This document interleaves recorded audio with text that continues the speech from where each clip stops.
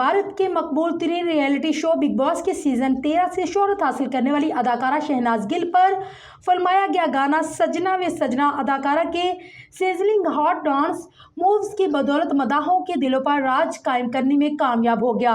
Film Vicky और विद्या का वो वाला वीडियो के आइटम सॉन्ग में अदाकारा शहनाज गिल के हमरा अदाकार राजकुमार राव भी वीडियो में अपना जादू चलाते नजर आ रहे हैं। बॉलीवुड के आइकॉनिक गाने सजना वे सजना के रीमेक की यूट्यूब पर वीडियो को अब तक 15 मिलियन से ज्यादा सार्फिन दे चुके हैं, जिनके कमेंट सेक्शन में मदाह राजकुमार राव और शहनाज गिल की केमिस्ट्री को पसंद करते नजर आ रहे हैं। अपने पहले आइटम सॉन्ग सजना वे सजना की गैर मामूली पजीराई के बाद अदाकारा शहनाज गिल की जानिब से photo and video sharing app Instagram पर गाने की रिहर्सल वीडियो मदाहों के लिए जारी कर दी गई।